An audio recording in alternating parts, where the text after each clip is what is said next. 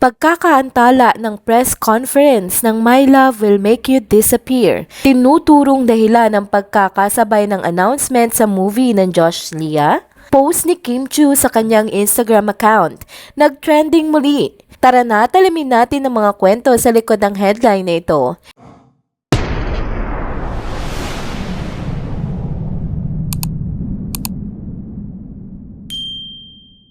Hello mga ka-trenders! Welcome back muli sa ating channel.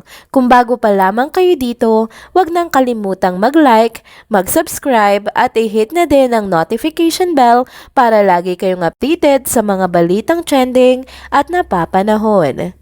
Ang press conference ng pelikulang My Love Will Make You Disappear ng tambalang Kim Chiu at Paolo Avellino na kilala nga bilang Kim Pao ay nagkaroon ng pagkaantala. Ayon sa mga insider, ito'y dahil sa nakasabay ng hype ng announcement ng movie ng Kim Pao, ang showing ng movie ni na Joshua Garcia at Julia Barreto, ang Unhappy For You, na nakapagtala nga ng mataas na kita sa unang araw pa lang ng pagpapalabas. Sa gitna ng mga haka-haka, agad namang tinanggi ni Julia Barreto ang isyong may iringan sila ni Kim Chiu. Anya, walang bad blood sa pagitan nila at sila ay nananatiling magkaibigan. Sa isang pahayag ni Julia, sinabi niyang walang katotohanan ang mga balitang may tensyon sa pagitan nila ni Kim Chiu at lahat ng ito ay guni-guni lamang ng ibang mga diehard fans. Nagbigay ito ng kaunting katahimikan sa mga tagahanga, ngunit tila hindi ito naging sapat para sa iba.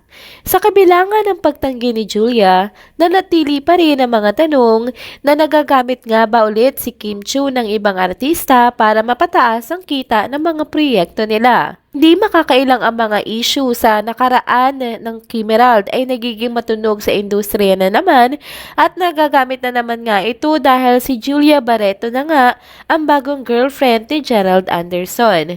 Pero para sa mga fans ng Kim Pao, tila hindi lang ito basta issue ng iringan. Ang Star Cinema nga na siyang nag-produce ng pelikulang Kim Pao ay patuloy na humaharap sa batikos mula sa mga loyal fans ng tambalang Kim Pao.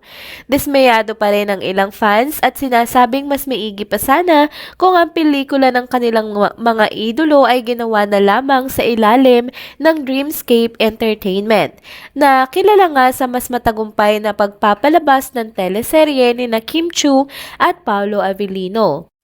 Ayon sa pahayag ng isang tagahanga, sa tingin daw nila ay hindi sapat ang naibibigay na exposure at promotion ng Star Cinema sa darating na movie ng Kim Pao na My Love Will Make You Disappear. May ilan pang nagbigay ng opinyon na mas mapapakinabangan sana ang talents ni na Kim Chiu at Paolo Avellino kung Dreamscape ang hahawak sa movie nila at mas maganda sana ang mas magiging outcome kung mas mabibigyan ng atensyon ang pelikula ng Kim Pao, lalo na't mahigpit nga ang kompetisyon sa box office title. Sa kasalukuyan, wala pang inilalabas na opisyal na statement ang Star Cinema patungkol nga sa mga reklamo ng fans. Ang tanging malinaw ay patuloy pa rin ang suporta ng mga tagahanga para sa Kim Pao sa kabila nga ng mga isyong bumabalot sa industriya ng show business at ng kanilang upcoming movie. Sumunod naman na trending na balita, nag-upload nga si Kim Chiu ng mga bagong larawan na kuha pa mula sa kanyang work engagement sa Ontario, California.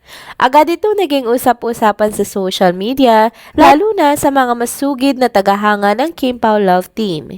Isa sa mga litratong ina-upload ni Kim ay umani ng matinding atensyon dahil dito nga ay may nakumpirma mga Kim Pao fans na matagal na nilang pinaghihinalaan. Ang palalim na relasyon ni na Kim Chiu at Paolo Avellino. Matatandaang bago pa man mag-upload si Kim ng mga naturang larawan, may mga kumalat ng stolen pictures sa social media. Bagamat hindi malinaw ang mga mukha ng mga taong nasa larawan, pinaghihinalaan ng mga fans na likod ito ni na Kim Chiu at Paolo Avellino. Marami ang nagtanong pero walang kumpirmasyon mula sa kampo ng dalawa. Ngunit ngayon, matapos lumabas sa mga bagong post ni Kim, tila kinumpirma nga niya sa mga fans na totoo ang kanilang mga hinala. Ayon sa kanila, ang mga larawan ay patunay na magkasama nga sina Kim at Paolo kahit na nga sa mga personal na lakad nila. Hindi na lamang umano ito basta promo para sa kanilang parating na proyekto, ngunit patunay na ito ng connection sa likod ng kamera ng dalawa at unti-unti na nga itong napapansin at napagtatagpi-tagpi ng kanilang mga tagahanga. Bukod dito, maraming fans ang nakapansin na tila si Paolo Avellino ang naging photographer na naman ni Kim para sa mga litratong iyon. Napansin kasi nila ang kakaibang anggulo at estilo ng mga kuha, bagay na ilang beses na nilang nakita sa mga larawan ni Kim na pinaghihinala ang kuha din ni Paolo Avellino. Kilig na naman ang mga Kim Pao fans dahil nga sa consistency ng mga action ng dalawang ito, mga pasimpleng gestures na nagpapakita ng pagmamahalan nila sa isa't isa kahit na nga sa likod ng kamera.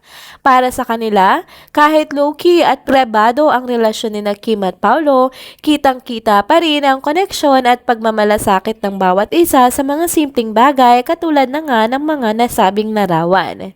Ang mga ganitong kaganapan ay lalo lamang nagpapalalim ng kanilang pananabik at suporta sa love team. Unti-unti sa bawat post, sa bawat stolen shot, parang puzzle na nabubuo ang kwento ng dalawang pusong nagtatagpo, hindi lamang sa harap ng kamera kundi pati na rin sa likod nito. Bago naman matapos ang video update na ito, tara at magbasa tayong muli ng mga komento na naiwanan nyo sa mga recent content na nai-upload natin sa channel na ito. Komento ni at Elizabeth Corrales 5117, what do we care kung may relasyon na ang Ekonin? Good for them para matapos na issue tungkol sa Kim Pao.